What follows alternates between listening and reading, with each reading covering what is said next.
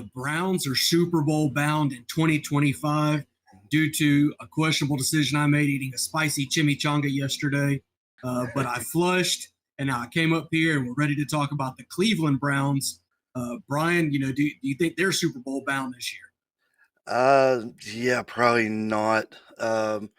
Looking back on their record, they went 3-14 last year.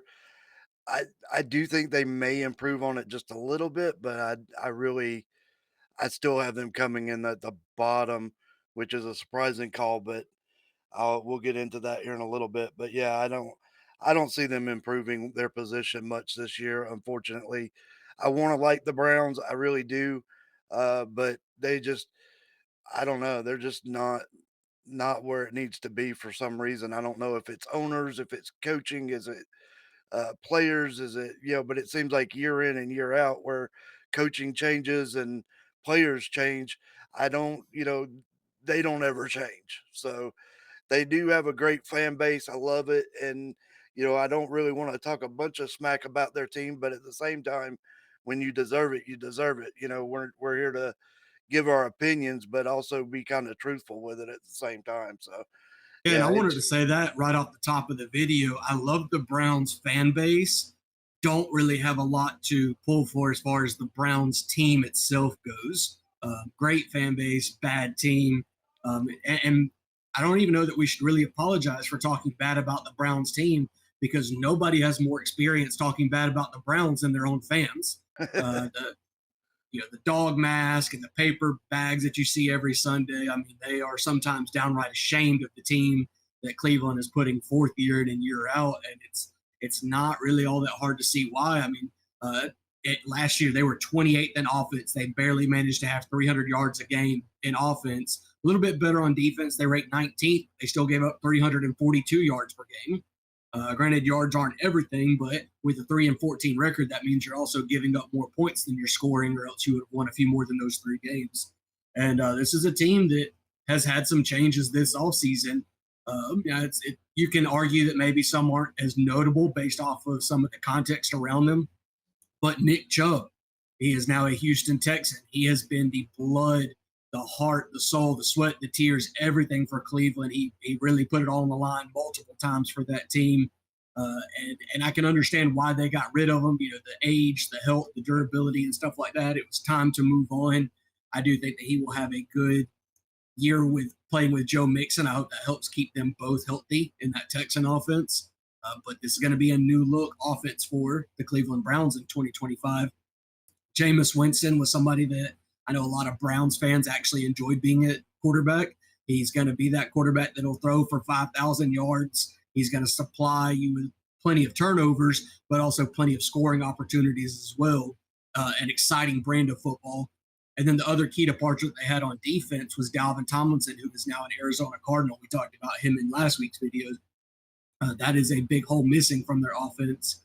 But they were pretty active as well. But just talking about that trio of Chubb, Winston, and Tomlinson, what sticks out to you as far as who's no longer going to be a Cleveland Brown this year? obviously, Nick Chubb grew up just down the road from my house, and yeah, I've met the kid on several occasions. I met him when he was in high school. My son actually got to play against him, kind of. He was a senior when my son was a freshman. So, uh, great guy, just outstanding guy. I got the feeling he's going to be missed in Cleveland, but I also think he always had a second home in Cleveland and always will. So, just you can't say enough about Nick Chubb, honestly. And I'm not saying that just because he was a Georgia Bulldog. Obviously, I'm a huge UGA fan, but this kid is just outstanding. I can't explain how much of a good guy he really is, just off the field. Did a lot for his high school, uh, re-equip their weight room. So he just gives back. It's huge heart. Um, Jameis Winston, kind of the same deal. I never met him, but he brings that excitement. Like you said, he is football, and lives it and breathes it. But he with that he also makes a couple of mistakes too. So I think he's going to do well with the Giants. I don't know the Cleveland Browns. I don't know what they need to do to make it better. It seems like they let some heart go, but hopefully they picked up some people that can keep that heart there and hopefully improve on that last year's record. I don't know. What It, what it's about almost like free? they're stuck in the mud and they're Yeah. trying to get out, but they don't have four-wheel drive. And that's just kind of maybe that's more of a southern analogy for somebody out there to not get. They're like four-wheel drive. What does that mean? Look it up. So free agency, they brought in Joe Flacco. They traded the Philadelphia Eagles to bring in Kenny Pickett. Those are currently your betting odd favorites to be the day one starter for Cleveland. We'll get into what they did in the draft here in just a minute.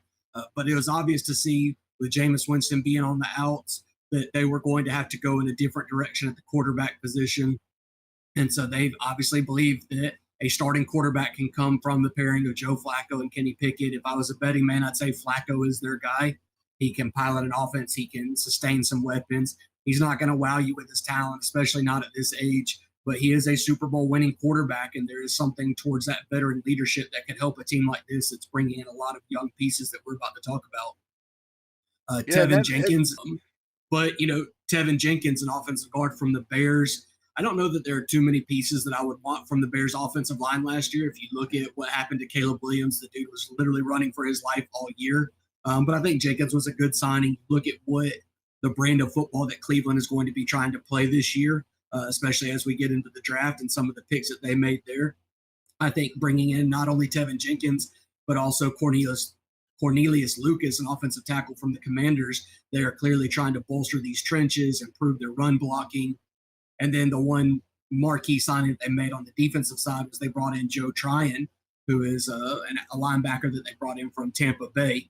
He was somebody that I really liked coming out of the University of Washington, somebody that I wouldn't have minded the Falcons drafting once upon a time.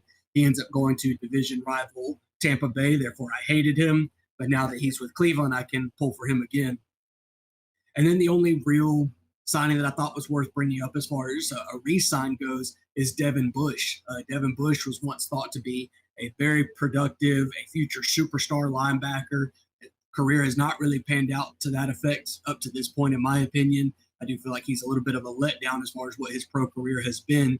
But he does provide depth at linebacker. He is going to be a key contributor on special teams, and you need those guys on the roster. So I don't hate that move as well. But if you didn't have any other thoughts on as far as the veterans, we can get right into the draft.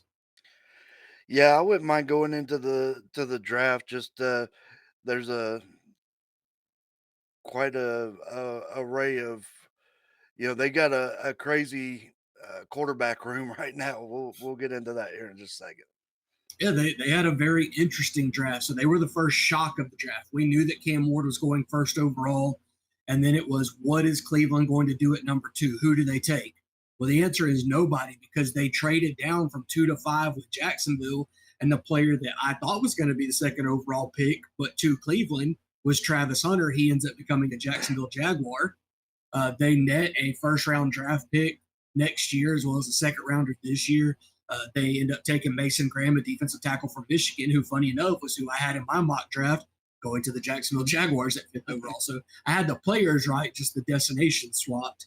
But I thought that was a pretty good move for Cleveland, not knowing what their offense was going to look like, not needing what maybe they thought would be a luxury pick in what Travis Hunter was, but being able to amass the value that they got moving back those 3 spots and still adding a Mason Graham. I talk about Dalvin Tomlinson leaving to go to the Cardinals. Boom, here's your day one replacement. He comes in, becomes a force on that defensive line. I really like that. Fast forward to the second round, Carson Schweschinger, linebacker from UCLA. He got a lot of late first round buzz, ends up falling to them at the top of the second round. Love that pick for them as they continue to build up. Like I said, 19th on defense doesn't sound great. They're probably a little bit better than that as far as what's being advertised. Their offense being 28 did not do them any favors. Similarly to what we talked about in the Seattle Seahawks video, if their offense is really bad, sometimes it doesn't matter how good your defense is, because they're going to be put in bad positions and they're going to suffer because of it. Yep. But then you start adding pieces to the offense. After those 2 first picks, being defenders, it was all offense from there. They added a pair of running backs in Quinshawn Judkins from Ohio State, who I believe is your new Nick Chubb as far as workload goes. And Yep. then Dylan Sampson in the fourth round out of Tennessee is the pass catching complement. This is your, Nick Chubb, Sony Michelle type dynamic here in Cleveland. Harold Fannin Jr., tight end out of Bowling Green. This kid, learning behind David Njoku for a year, could be special. He is basically, it's kind of cliche, but the wide receiver in a tight end's body. He was breaking receiving records at Bowling Green for a tight end. Just a very dynamic weapon in the passing offense. So whenever they do get their quarterback of the future, and I'm not convinced that they have, then this is somebody that can help that offense and become a really big piece to whoever that new young quarterback is. And then it gets real interesting because in the Yeah. third round, they take a quarterback, but not the quarterback everybody thought they were going to take because they take Dylan Gabriel out of Oregon. Dylan Gabriel, longtime player, has a long list of starts, plenty of experience. It's what you want to see. A little bit undersized for the position in the pros. He can make every throw, but he does have some physical limitations. Not sure what his ceiling is in the NFL. And you think, okay, well, obviously he's going to be like their future backup. They're going to let him sit and learn behind Joe Flacco. He'll be third string behind Kenny Pickett. This is their guy. Well, and then they come in their last pick. I think they actually trade up to make this selection, and it's their last pick of the draft. And they take a second quarterback, and it is the name that we all thought it was going to be 2 picks before. They end the slide for Shedeur Sanders and bring in a second quarterback. So they bring in a tight end, but then they bring in 2 running backs and 2 quarterbacks. So now they've got 4 quarterbacks, not including Deshaun Watson, who we believe will miss this entire year after re-aggravating his Achilles injury. Yep. And you're just looking at like, what are they doing? I mean, the running backs I get because you can have multiple contributing running backs. They can serve different roles. But there's an adage that says if you have 2 quarterbacks, you don't have a quarterback. But what happens when you have 4 quarterbacks? What does that even mean? And such a weird array, kind of like what you were talking about, what this quarterback room looks like with Flacco and Pickett kind of representing one thing, and now Gabriel and Sanders representing another thing. I kind of wanted to get your thoughts on the moves they decided to make to sign a quarterback, trade for a quarterback, and then draft 2 more quarterbacks. So either Cleveland is really, really smart or they're really, really not. So I almost look at this, they filled up this quarterback room with pawns almost. I'm very, very high on Shador Sanders. I always have been when he was in college. And I guess it's a generational thing because I grew up with Deion Sanders. He was one of my favorite players. I saw him get drafted by Atlanta, followed his career to Dallas and 49ers, and he's just one of those dynamic guys. So obviously, I'm going to gravitate to his son. Um, I almost look I think you're right on Gabriel's role. I think he is gonna be a backup, and that's gonna be his spot. But are they looking at some of the older quarterbacks going around the league, and we've talked about it in several videos, the Rams quarterback, the Steelers quarterback that we'll talk about in another video, a lot of older quarterbacks running around. Did they pick up some of these guys as trading pawns? You know, I've got quarterbacks, you need quarterbacks. What do you got to give me? To better my team. Is it draft picks for 2026? Is it you know, a player now kind of thing? Because these guys could become premiums, later as the year goes along. So I don't know. Like I said, and those quarterbacks may never get hurt. They may play all year. They may be protected well, and then you're kind of stuck with a big quarterback room. And so that's why I said either they could be geniuses or they could be not geniuses. So it's only time will tell, and the season will tell. Um, Place your bets down in the comments on which one you think that is. Yeah, 100%. I think Shador Sanders, I think that might be their quarterback of the future. I think they probably have him with Joe Flacco, and letting him learn, letting him, grow and then you see him really come out and shine next year? And if so, that's a smart move. Let him, you know, you kind of want to take him down a bit just because he does come with a huge name. And I think that did sliding down in the draft and, being QB4, okay, now I'm playing football. I need to learn, I need to grow. And that's exactly what he's going to do. I would not be surprised if you see him this year at some point. Even being QB4, I know there's no way. Usually a QB4 never gets out on the field. Usually they're running their backup or their practice squad. But I don't think that's the case with him. I think they're gonna give that to Gabriel and let him do because he is gonna be that QB2 role in the future. I think that's gonna be his role right now. So obviously training camp will start here shortly in a couple weeks, and we'll really see where the depth lies and what they're gonna do. But right now, that's kind of my feelings on it, and I think that's good for the Browns. I think they need that Shador Sanders that kinda goes with their fan base.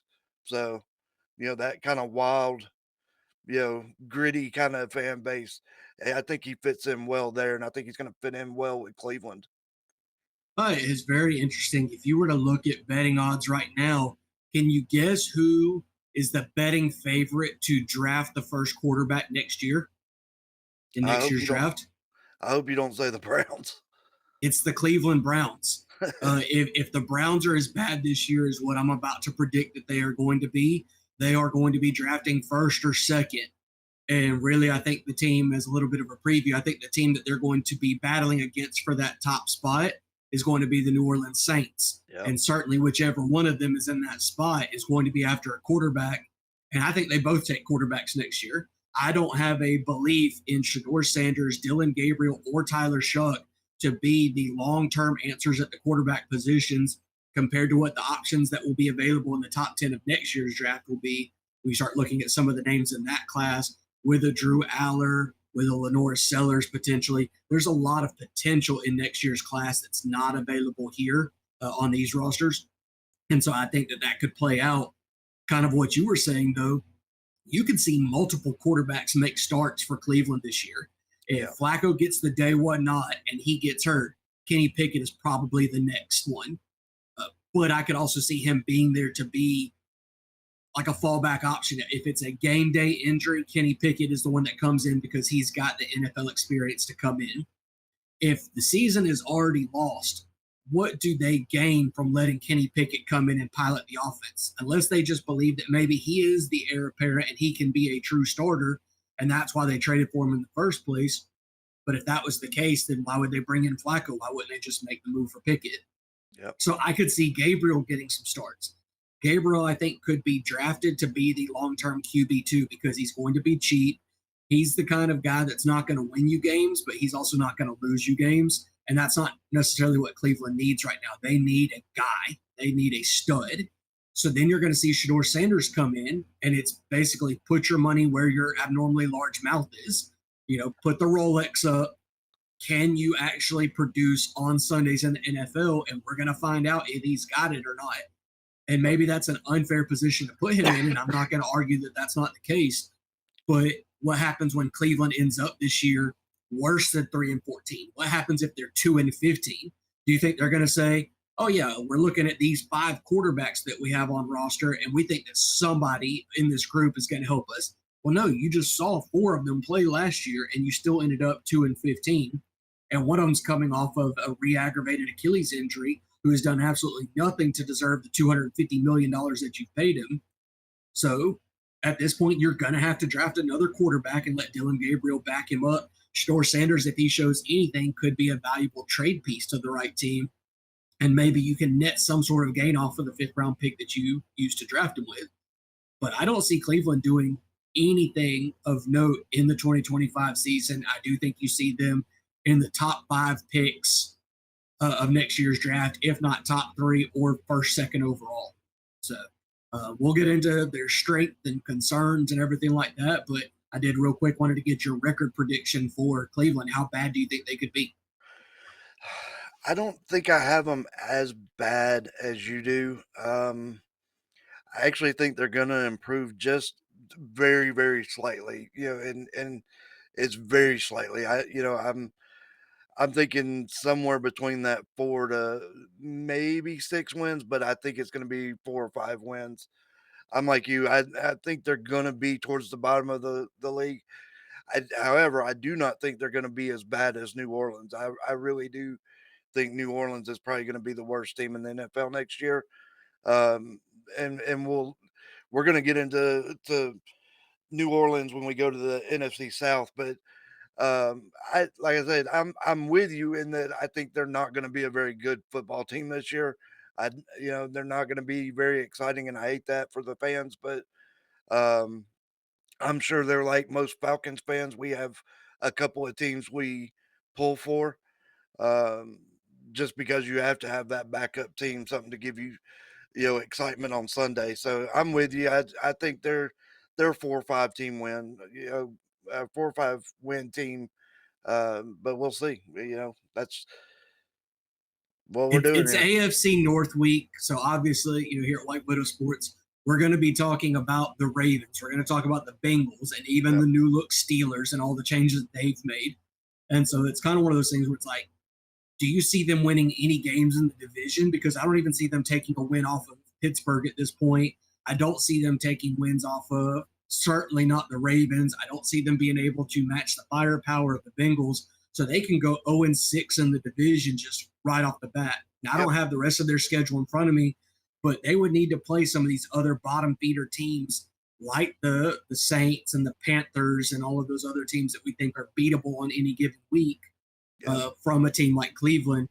But it's just, it doesn't look good. You look at this roster, and it's like if they're top 16 in defense, it's a miracle. If it's top 20 in offense, my flabber was gasted because I don't see it even being possible. I don't know. Looking at this depth chart, I like the running back additions. The wide receiver room is still pretty barren outside of Jerry Judy. I just don't think they have what it takes to win in the NFL this year from a talent standpoint. And so that's my biggest concern. They have a lack of top end talent at too many positions. So whereas I do think their defense should take another step forward and be their biggest strength, I like that they have that young running back core. It's the lack of talent when you start think about it almost like a fantasy football matchup. You see quarterbacks, you see your running backs, you see your receivers, and one of my things that I've always liked doing in fantasy is I like to try to move my players around to say, oh, I'm beating him on every single line. That's what I want to see. I want to be favored in my projections, as meaningless as they are. I want to see that I'm going to beat him position by position all the way across the board. And I've done that a few times, and it's a really cool feeling. I feel like that's what Cleveland looks like every single week. They are down at every single position based off of who they're playing against because they don't have a Jamar Chase. I don't think that Quinshaw Judkins is going to be as good as Chase Brown. They certainly don't have a Joe Burrow. They don't have a T. Higgins. And so it's just, they are going to be severely outmatched and outgunned week in and week out. And I don't think it translates to very many wins this year. Well, yeah, I agree. But I do think they sneak out a few wins. I think their defense, yeah, it's not top tier, and their offense certainly is not top tier. But I do think their defense is good enough to keep them in certain games, to have close games. And I do. I think they sneak out about 4 wins. I'm kind of stuck there, and because obviously it's any given Sunday. These are NFL players. I mean, they are, the cream of the crop. Even though we kind of judge them harshly, and yes, you don't have those big name studs. I do think Flacco keeps you in Flacco and Judy together, I think keeps you in enough games to win to sneak out 4 wins. Uh, you know, are they beating the Bengals or the Ravens? Probably not. The Steelers are kind of the wild card. Do they win one of the 2 games? Maybe. Especially if they play them early. Again, and I haven't looked at their schedule, but if they play them like week 1, everybody's healthy, maybe you do sneak out a win. Uh, Yeah, for sure. so yeah, I think they do 4 wins. I Well, think and the biggest thing, I talk about top end talent. I guess I would get flamed, and rightfully so, in the comments for not mentioning this as a key re-signing, and I didn't mention it earlier. But this was the offseason that they brought back Myles Garrett, Yeah. who could be the best pure defensive end in the entire league. They paid him a lot of money. I guess in my mind, we'd already talked about it because it was a big podcast topic when he was brought back. They were saying that he would never play another down in Cleveland again. And then the money talked and he came back. Yep. And, the big conversation that we had on the podcast at the time was Myles Garrett would not have come back to Cleveland without a plan in place to compete. And I guess, that was early on in free agency and all of that. Looking at what they've done since then, I just don't see that plan coming in place this year. I don't think that Joe Flacco and Dylan Gabriel, I don't think that could be the plan that brought back Myles Garrett. So I don't know, man. We'll see. Yep. And we are getting a little long on this video, so real quick, this is probably going to be a short list here. Who do you got going on your fantasy team? So I think Quinshai Judkins could be a very good, very steady, almost like a Najee Harris type contributor at running back. He's probably not going to get a lot of passing down work, but he is somebody that could get a lot. 250 plus carries. He is built to withstand that workload, and he's not a bad pass catcher either. I just don't know that's necessarily how they'll use him. So I think he'll give you steady, but maybe not incredible production. He is somebody that can be a good flex player or bye week fill in at the running back position week in and week out. Jerry Jeudy being the unquestioned number one. I think he is perennially underrated and undervalued. If Joe Flacco is running that offense, Jerry Jeudy will be just fine for fantasy, as will David Njoku. I don't think the Harold Fannin Jr. pick supplants Njoku this year. I think his role is solidified in the offense, and he's going to be very productive as long as he's healthy. Fannin is just a very good backup piece of that offense, another weapon that I think will develop and grow into that role to eventually take Njoku's place, but I don't think that happens this year. So any of those three guys I would like having on my team. Yeah, I think that probably Judy would be the only one that I would really want to put on my team. And even then, that's going to be a week to week and, probably a flex spot. Definitely not one or two wide receiver, one or two spot. There's just a lot of other people I'd rather have on my team. But if I got stuck and I had to pick him up, I'm not mad at it either. So For sure. Judy would probably be the only one that I would really want to throw on there. But guys, that has been the Browns. We appreciate you watching, especially if you made it this far into it. Again, we're doing all 32 teams. I hope to see each and every one of you there.